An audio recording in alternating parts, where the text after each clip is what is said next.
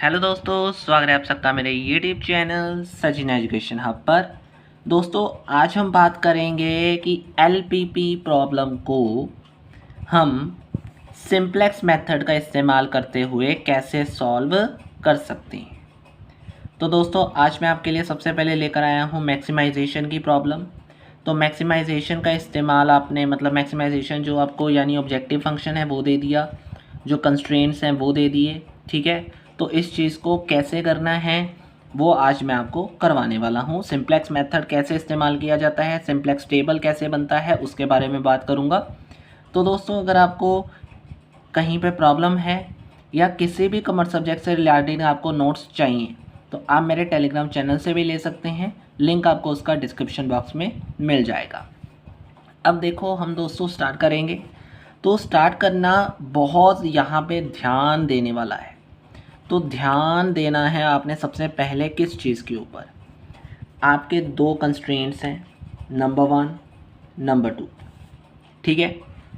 जब भी आपने मैक्सिमाइजेशन का सम करना है तब आपको ये ध्यान में रखना है आपकी जो वैल्यू है, मतलब आपकी यहाँ पे क्या वैल्यू है कि जो कंस्ट्रेंट्स हैं 2x1 plus 3x2 is lesser than 16, मतलब ये लेसर है।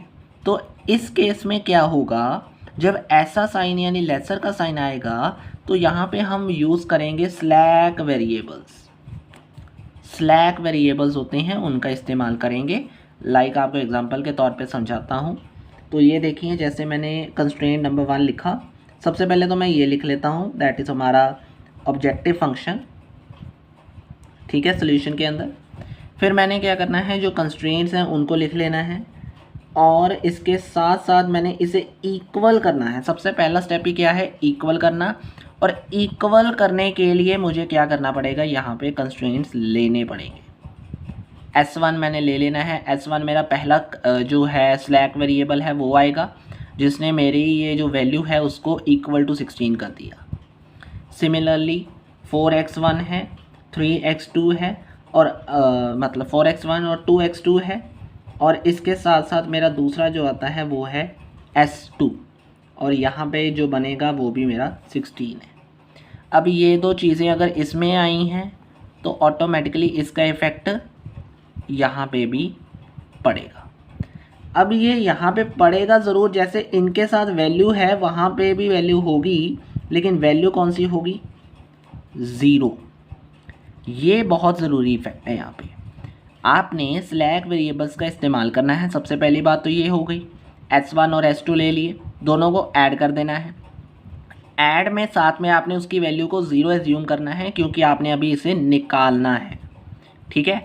तो पहला स्टेप यहाँ पे अब हम करेंगे, इसके टेबल के अंदर पहला टेबल बनाएंगे।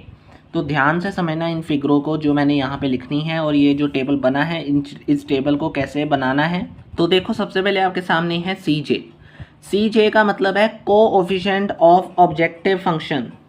ये जो ऑब्जेक्टिव फंक्शन आपने लिखा है ऊपर सबसे पहले, दैट इज़ यहाँ पे z डाल लो ताकि ऑब्जेक्टिव फंक्शन पता लग जाए।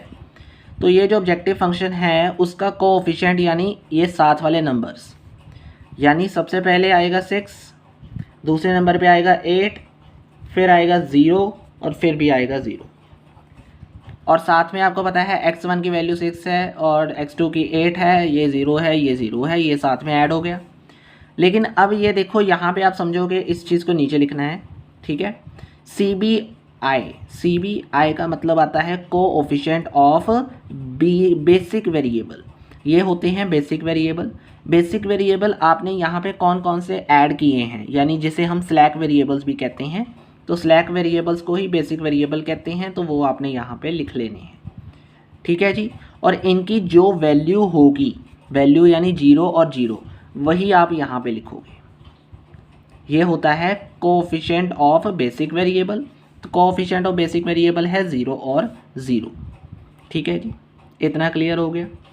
फिर अब हम करते हैं अपना इससे नेक्स्ट है, ध्यान से समझना है। x1, अब यहाँ पे x1 की वैल्यू लिख लो 2 और यहाँ पे आपकी वैल्यू आ गई 2, फिर आ गया 4, फिर x2 में कितना है 3 और 2, ठीक है जी। अब देखो, अब S1 पहले में तो है है का मतलब वहाँ पे आएगी 1 वैल्यू। ध्यान से समझना, S1 यहाँ पे तो है लेकिन S2 नहीं है, तो एक बार आपने इसकी वैल्यू को 0 अज्यूम करना है। दूसरे में S2 है, S1 नहीं है, इसमें आपने 0 ले लेना है और इसमें आपने 1 ले लेना है। ठीक है जी, इतना क्लियर हो गया यहाँ तक अभी।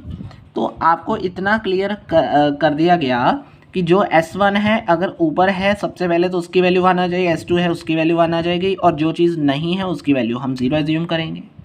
और सोल्यूशन कितना है 16। ठीक है जी, तो ये आपने यहाँ पे लिख लिया।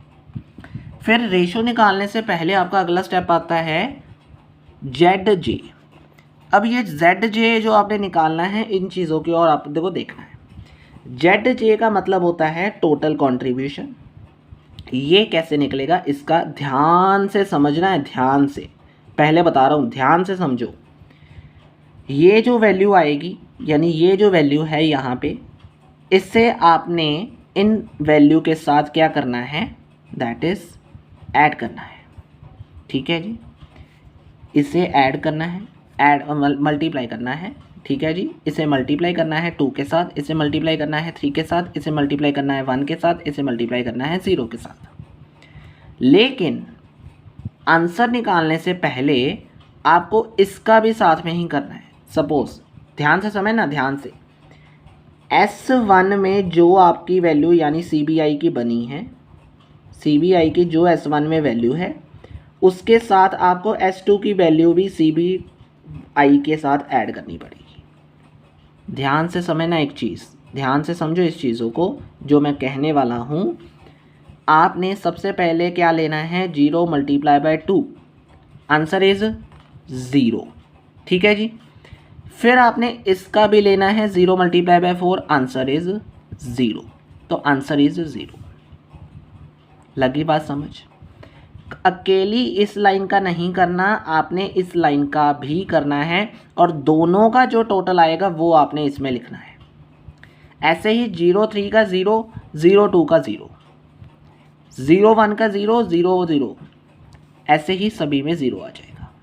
ठीक है जी, पहले में तो 0 का ही काम है, तो इसका सोल्यूशन के साथ भी करोगे तो फिर भी 0 ही आएगा।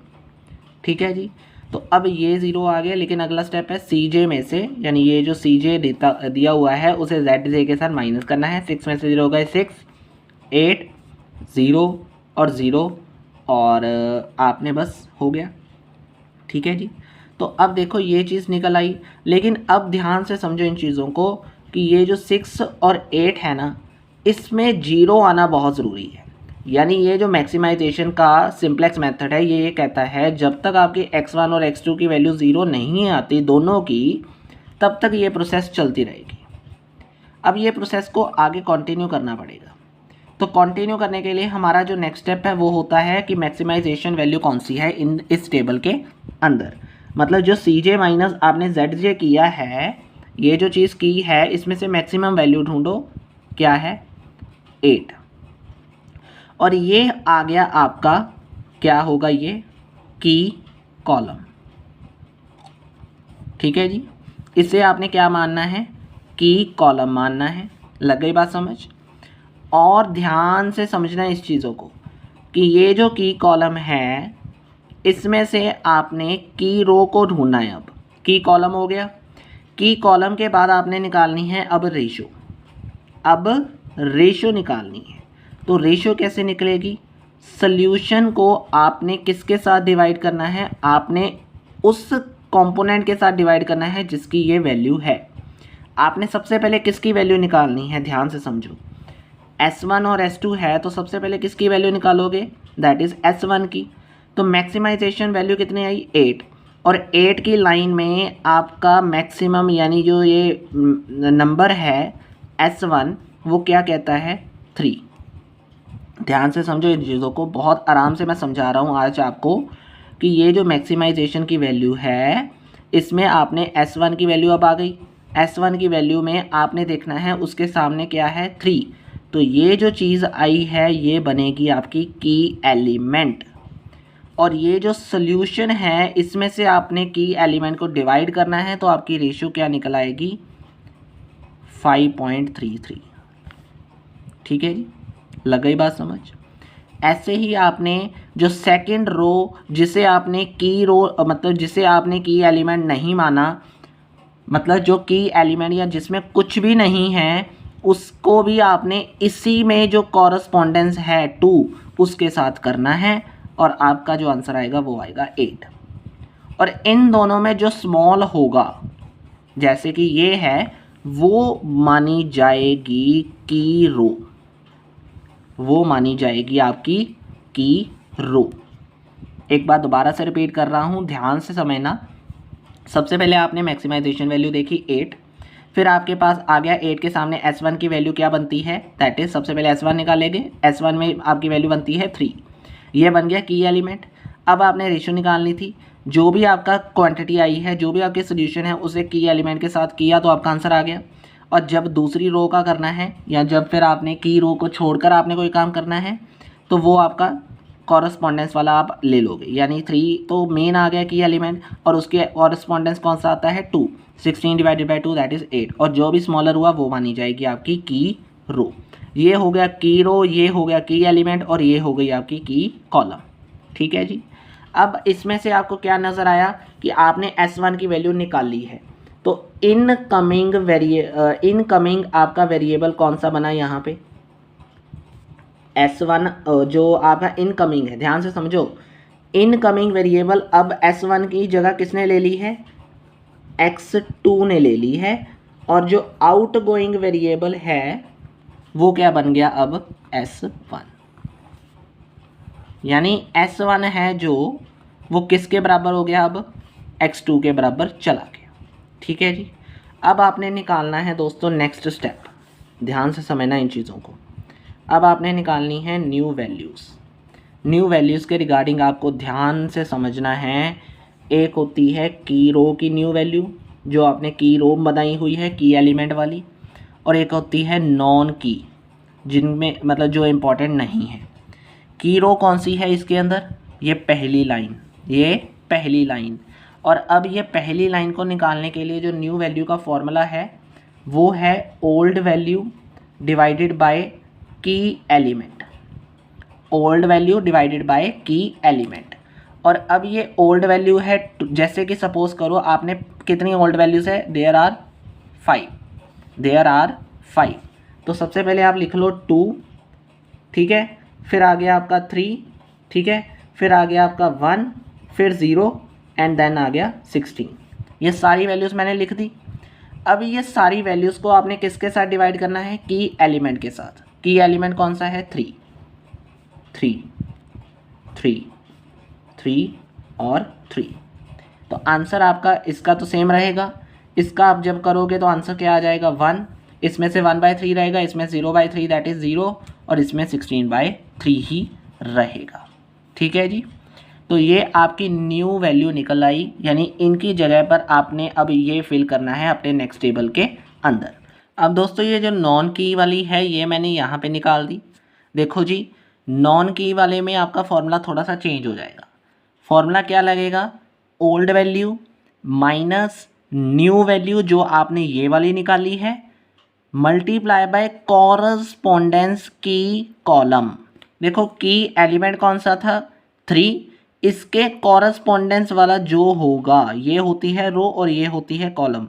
ये है जो कॉलम का कॉरस्पॉन्डेंस, यानी ये है की कॉरस्पॉन्डेंस, मतलब की एलिमेंट का कॉरस्पॉन्डेंस की कॉलम, दैट इज़ 2, और ये आपने एक जगह पे 2 2 2 ले लिया, यानी आपने मल्टीप्लाई तो इससे ही करना है सबको, ये आपने ले लिया। न्यू वैल्यू क्या आई थी वो आपने ले ली, तो दोनों को मल्टीप्लाई करने के बाद आपने उसे ओल्ड वैल्यू दैट इज़ 420,116 के साथ माइनस करने के बाद आपका जो आंसर आया ये बन गया इस लाइन की new value, that is non की रो की न्यू वैल्यू। ये थी की रो, ये है नॉन की रो, और दोनों में न्यू वैल्यू निकालने का अलग अलग फॉर्मूला है। ठीक है जी, इतना क्लियर हो गया। अब हमने देखना है कि अब जो दूसरा टेबल बनेगा ना, इसमें वैल्यूज़ को चेंज करना है। ध्यान से समझना इन चीज़ों को। आपकी ऊपर वाली वैल्यू तो सारी सेम रहेगी, ये तो आपको सेम ही रखना है। ठीक है। अब देखो, अब इसके बाद जो दूसरा स्टेप है ना वो आपने ध्यान से समझना है। बेसिक वेरिएबल में अब S1 की वैल्यू किसने ले ली थी, x2 ने ले ली है, और S2 का S2 ही रहेगा अभी तक क्योंकि ज़ीरो नहीं आया। फिर आपके पास x2 की वैल्यू देखो, अब यहाँ पे ज़ीरो होना था लेकिन अब x2 की वैल्यू कितनी है 8, तो आपने यहाँ पे क्या ले लिया 8, और S2 की वैल्यू क्या है 0, ठीक है जी। ऐसे ही x1 की वैल्यू, अब ये देखो x2 यानी ये थी की रो, अब ये की रो में कौन कौन सी वैल्यूज़ हैं 2/3, 1, 1/3, 0 और 16/3, ठीक है जी। इतना क्लियर हो गया। S2 की वैल्यू क्या आई 8/3, 0, -2/3, 1 और 16/3। पता लग गया कि आपने न्यू वैल्यूज़ जो निकाली थी उसे कैसे फिल करना है, ठीक है जी। अब देखो, अब हमारा वही स्टेप दैट इज़ ZJ निकालना है। तो ZJ का ध्यान में आपको कैसे देना है, सबसे पहले 8 को आपने इसके साथ करना है, ठीक है, मल्टीप्लाई 8 को जब 2 के मतलब किया तो आपका ये जो आंसर आएगा दैट इज़ 16/3 आएगा। ध्यान से समझना, ध्यान से मैं यहाँ पे कर देता हूँ आपको। सबसे पहले आपने करना है 8 को 2/3 के साथ मल्टीप्लाई, ठीक है, और फिर आपने प्लस करना है दूसरी लाइन 0 × 8, 0 × 8/3। तो इसे किया तो 16/3 प्लस 0 आ जाएगा, तो आंसर क्या बन जाएगा 16/3, ठीक है जी। तो 16/3 ही आपका आंसर किसका आएगा, इसका आएगा, ठीक है। ऐसे ही नेक्स्ट वैल्यू आपकी बन जाती है दैट इज़ 8, ठीक है, क्योंकि देखो ध्यान से समझना 8 1 का 8 और 0 × 0 दैट इज़ 0, तो इन दोनों को जब करोगे यानी सेकंड स्टेप क्या बनता है 8 + 0 दैट इज़ 8, ठीक है जी। ऐसे ही 8 को जब 1/3 के साथ किया तो कितना आ गया दैट इज़ 8/3, लेकिन जब मैंने दूसरी लाइन को किया तो आंसर तो 0 आ जाएगा, तो 0 के साथ करोगे तो आंसर भी क्या आ जाएगा 8/3। तो ऐसे ही आपकी 8/3 इसमें आ जाएगा और लास्ट वैल्यू आ जाएगी 0, ठीक है। अब CJ में से यानी इसमें से इसको माइनस करना है, तो जब आप LCM निकालोगे, LCM निकालना आता ही होगा, अगर नहीं आता तो मैं एक बार करवा देता हूँ आपको यहाँ पे।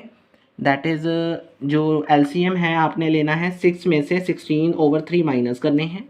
तो अब बेस सेम नहीं है तो मल्टीप्लाई करेंगे, तो 1 आपको मैं LCM बताता हूँ। 1 में से आपने क्या करना है 3 को, मतलब आपने 3 को 1 के साथ डिवाइड करना है, आंसर क्या आएगा 3, जो आंसर आएगा उसको ऊपर वाली वैल्यू के साथ मल्टीप्लाई करना है। तो 3 6 का 18, 18 में से 16 गए 2/3, आंसर क्या आ जाएगा 2/3। तो 2/3 आपका आंसर क्या आ जाएगा इसकी वैल्यू। ऐसे ही आपने फर्दर निकालनी है, तो फर्दर आप करोगे तो आपका आ जाएगा दैट इज़ ये। देखो अभी भी आपका आंसर 0 नहीं आया, अभी भी आपका आंसर 1 का तो 0 आ गया, इसका तो 0 आ गया, लेकिन इसका अभी तक नहीं आया, तो प्रोसेस अभी भी कंटिन्यू होगी। तो इसलिए आपने नेक्स्ट स्टेप भी क्या करना है रेशो निकालनी है, लेकिन रेशो निकालने से पहले आपने मैक्सिमाइजेशन वाला सम है, तो मैक्सिमम वैल्यू क्या बनेगी, देखो 0 तो बन नहीं सकती, ठीक है, माइनस में तो ऑलरेडी चीज़ नहीं आएगी, तो बचती है हमारे पास 2/3। तो 2/3 की वैल्यू क्या मानी जाएगी की कॉलम, ये है पूरा का पूरा की कॉलम, ठीक है जी। ये जो वैल्यू है पूरी की पूरी ये क्या है की कॉलम, ठीक है। और अब आपने ये तो वैल्यू निकाल दी, अब हमारी बारी है S2 की, तो ये हमारा जो 8/3 है वो क्या बन जाएगा की एलिमेंट, वो क्या बन जाएगा की एलिमेंट, ठीक है जी। और जब आपने क्या करना है रेशो निकालनी है, तो रेशो के लिए आपके पास सोल्यूशन में से आपने क्या करना होता है, जो आपकी सबसे पहले ये ले लो, सबसे पहले आपने क्या लेना है की एलिमेंट, यानी ये जो रो है वो क्या, देखो ये कॉलम की कॉलम है, ये की एलिमेंट है, और ये इसके साथ जो चीज़ बनेगी ये बनेगी की रो। अब ये की रो वाली चीज़ में आपकी रेशो क्या बनती है 16/3 को किसके साथ करना है 8/3 के साथ करना है, तो आंसर आ जाएगा 2। इसको किसके साथ करना है, अब 16/3 को डिवाइड करना है जो इसके कॉरस्पॉन्डेंस है दैट इज़ 2/3, तो 2/3 के साथ इसे किया तो आंसर आ जाएगा 8। तो स्मॉलेस्ट कौन सा है 2, तो वही क्या मानी जाएगी, की रो मानी जाएगी। ठीक है जी। तो की रो, की एलिमेंट और की कॉलम वाला कंसेप्ट आपके साथ आपको हो गया। और अब आपने बताना है कि कौन सा वेरिएबल आया है, कौन सा वेरिएबल गया है। तो S2 को टाटा बाय बाय कर दो यहाँ से। तो S2 यानी चला गया। ठीक है जी। और उसकी जगह अब किसने ले ली है, दैट इज X1 ने। तो X1 क्या है यहाँ पे, इनकमिंग है वेरिएबल। ठीक है जी। S2 चला गया और X1 ने उसकी प्लेस अब ले ली है। अब हमने फिर से वही न्यू वैल्यूज़ का काम करना है। तो न्यू वैल्यूज़ को फिर से निकालते हैं। तो फिर से मैं दोस्तों न्यू वैल्यूज़ को ज़्यादा टाइम नहीं लूँगा, आपके पास फॉर्मूला आ चुका है। तो फॉर्मूला मैं एक बार फिर से बता देता हूँ यहाँ पे कि नॉन की वाला, ये है नॉन की कॉलम और ये है की वाला। तो की रो की कॉलम वाले में से आपका जो फॉर्मूला लगेगा वो है ओल्ड वैल्यू जो होगी वहाँ पे, और उससे डिवाइड करना है की एलिमेंट के साथ। ऐसे ही इसमें जो फॉर्मूला है उसे ओल्ड वैल्यू माइनस जो हमारे पास आएगी दैट इज़ न्यू वैल्यू, उसमें से मल्टीप्लाई करना है आपने कॉरस्पॉन्डेंस की कॉलम को, कॉरस्पॉन्डेंस की कॉलम को। ठीक है जी। तो ये आपके सामने मैंने फॉर्मूला लिख दिया। अब मैं सीधे वैल्यूज़ आपको बता देता हूँ ताकि आपको ज़्यादा ना हो और आपको पता लग जाए, और आपको यहाँ पे वैसे भी समझ आ गया है फॉर्मूला क्या लगना है। तो अब यहाँ पे दोस्तों आपके सामने मैंने सारी वैल्यूज़ निकाल दी हैं, फॉर्मूला आपके सामने है। आप वैसे ही फॉर्मूले को अप्लाई कर सकते हो, और कैसे ओल्ड वैल्यू लेनी है, कॉरस्पॉन्डेंस की कॉलम लेना है, न्यू वैल्यू कैसे आएगी, वो सारी चीज़ें मैंने अभी आपको पीछे बताई हैं। तो ऐसे ही मैंने निकाल दी। और ये जो सबसे पहली निकाली है ना, ये है सोल्यूशन की, फिर उसके बाद नेक्स्ट हमारे X1 X2 वाली आती है। तो ये जो सोल्यूशन वाली है इसे सबसे पहले सोल्यूशन में डाल दो 2 और 4। तो इसे 2 और 4 को पहले डाल दो। अब 1 0 यहाँ से शुरू हो जाओ। तो पहले मैं वही डाल देता हूँ हमारी जो वैल्यूज़ आ रही हैं। ठीक है। अब देखो अब यहाँ पे चेंज आ जाएगा। सबसे पहले तो यहाँ पे तो X2 ही था, इसमें तो यही वैल्यू रहेगी। लेकिन अब इसकी वैल्यू जो S2 में लिखी गई थी वो चेंज कर दी किसने, X1 ने, और इसकी वैल्यू कितनी है 6। ठीक है जी। और अब यहाँ पे जो 1 0 -1 4 यहाँ पे लिख लो। देखो ये कौन सी है, की रो, और की रो कौन सी थी हमारी, नीचे वाली। तो नीचे वाली पहले लिखोगे, ध्यान से समझो इस चीज़ को। की रो कौन सी थी आपकी, नीचे वाली। तो नीचे वाली में आपने जितनी वैल्यू ये बनती है वो सारी लिख देनी है। ठीक है जी। इतनी समझ आ गई आपको। ठीक है जी। और जो की रो थी, देखो की रो में आपका आंसर है 2, तो ये भी चेंज आ जाएगा। सॉरी यहाँ पे आपकी गलती हो जाएगी। तो यहाँ पे आपने 4 ऊपर लिखना है क्योंकि की रो नीचे वाली है। तो की रो का 2 है। ठीक है। तो 2 ले लेंगे आप। फिर आपके पास आता है हमारे पास, देखो X1 X2 S1 S2 किसका, नॉन की का। तो नॉन की का एक जो सोल्यूशन वाला है वो तो हमने लिख लिया। दूसरा क्या है, 0 1 1/2, 0 1 1/2 और -1/4। ठीक है जी। तो ये सारी फिल आउट करने के बाद आपने वही स्टेप करना है, ZJ निकालना है। वो कैसे निकालना है, देखो 8 में से 0 मल्टीप्लाई किए। ठीक है जी। तो यहाँ पे आप कर लो 8 × 0 प्लस 6 × 1। ठीक है। 0 + 6 = 6। क्लियर हो गया जो मैंने कहा अभी। तो क्या आ जाएगा, 8 को 0 किया, 6 से 1 किया तो आंसर आ जाएगा 6। 8 को 1 के साथ किया तो आंसर इज 8। उसमें से प्लस करना है 6 में से 0, दैट इज 8। तो यहाँ पे भी 8 आ गया। ठीक है जी। अब 8 में से 1/2 मतलब 8 × 1/2, 8/2 आ गया। 6 - 6/4 मतलब -6/4 आ जाएगा। ठीक है। तो अब जब इसको सॉल्व करोगे तो एलसीएम का केस आएगा। तो एलसीएम भी एक बार मैं छोटा सा यहाँ पे ले लेता हूँ। चलो 8/2 आपकी पहली वैल्यू आ गई और दूसरे की आपके पास आती है। देखो हमने तो करना है वैसे प्लस ही होता है। तो जब आपने इसे किया तो आपके पास आ जाएगा दैट इज़ -6/4। ठीक है। तो जब आप इसे करोगे तो 4 आपका एलसीएम आ जाएगा। आपको पता है मैंने क्या कहा हुआ है, नीचे वाले को डिवाइड करना है तो आंसर कितना आएगा 2। ऊपर वाले के साथ जो आंसर आया उसे मल्टीप्लाई कीजिए तो 16। ठीक है जी। तो इसी तरीके से 4 में 1 को 6 से साथ किया तो -6। यहाँ पे क्या बनता है, -6। तो आंसर कितना आ गया 10/4। जब आप इसे कट करोगे तो 5/2 आ जाएगा आंसर। तो इसकी वैल्यू कितनी बनती है 5/2। ठीक है जी। सिमिलरली इसकी वैल्यू भी क्या बनेगी 5/2। आप करके देख लेना, आपको क्लियर भी हो जाएगा। ऐसे ही जब हम सोल्यूशन की करेंगे तो 8 4 का 32, 6 2 का 12, 32 प्लस 32 इसका आ जाएगा, ठीक है जी। और 6 को 2 के साथ किया तो इसका आ जाएगा 12। 32 और 12 कितने हो गए 44, ठीक है जी। तो ऐसे ही आपने z का निकाल दिया, zj निकाल दिया, cj में से zj माइनस कर दो, 6 में से 6 चले गए 0, 8 में से 8 चले गए 0, और जब आपने इसको किया तो इसका आंसर आ जाएगा आपके पास, दैट इज़ -5/2। 0 में से जब इसको करोगे तो -5/2, और 0 में से इसको करोगे तो -5/2, ठीक है जी। इतना क्लियर हो गया। सॉरी यहाँ पे आपका आ जाएगा 20, सॉरी यहाँ पे 8 था तो यहाँ पे 20 आएगा, ठीक है जी, थोड़ा सा ज़्यादा बनेगा। अब उसके अलावा आपका आ जाएगा दैट इज़ 44, और जब आपने इसका तो चलो है ही नहीं, तो इसका सोल्यूशन का तो हम कुछ करेंगे नहीं। अब देखो, अब हमारे पास आंसर क्या आ गया 0 और 0, ठीक है जी। तो अब हमारा यहाँ पे कोई और स्टेप नहीं बचा। हमने क्या कहना है कि अब हमारा जो सोल्यूशन है वो ऑप्टिमम आ चुका है, ऑप्टिमल आ चुका है। कब आया है, कैसे आया है, वो आपको बताना है। जब आपकी जो x1 की वैल्यू को है आपने 6 से बदल के क्या कर दिया, दैट इज़ 2 कर दिया। x1 की वैल्यू अब क्या बन गई 2, और x2 की वैल्यू अब क्या बन गई, दैट इज़ 4। तो ये केस क्या बन गया आपका ऑप्टिमल सोल्यूशन। और जब आपने इसे फिल किया था तो आपकी जो वैल्यू थी, ध्यान से समझो मैं क्या कहने की कोशिश कर रहा हूँ, आपका जो प्रॉफिट था वो क्या बनेगा। अब ये जो प्रॉफिट है वो क्या बनेगा, जो वैल्यू आपकी ये बनी है x1, मतलब आपने क्या करना है, ध्यान से समझो। अब आपका जो ये चीज़ होती है ना, ये है प्रॉफिट जो हमने अभी निकाला ऊपर। तो x1 अब क्या वैल्यू बनी 2, x2 की वैल्यू कितनी है 4, और प्रॉफिट की वैल्यू क्या बनेगी 44। ये तीनों चीज़ों को लेने के बाद आपका आंसर आ जाएगा दैट इज़ ऑप्टिमल सोल्यूशन।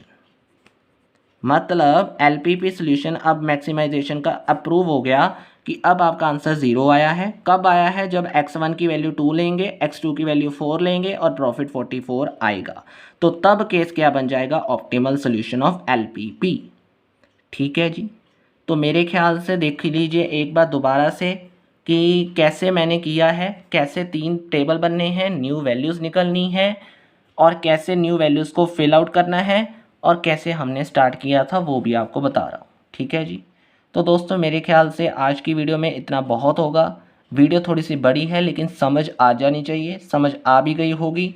अगर कहीं पे प्रॉब्लम है तो कमेंट कर सकते हो, कोई अगर आपको क्वेरी है तो कमेंट बॉक्स खुला है, वहाँ पे आ सकते हो। तो दोस्तों वीडियो में आज के लिए इतना ही है। वीडियो अच्छी लगी है, समझ आ गई है तो लाइक शेयर एंड सब्सक्राइब कर देना। कहीं पर प्रॉब्लम है तो नीचे दिए गए कमेंट बॉक्स में कमेंट कर देना। आज की वीडियो में इतना ही है। Thank you very much.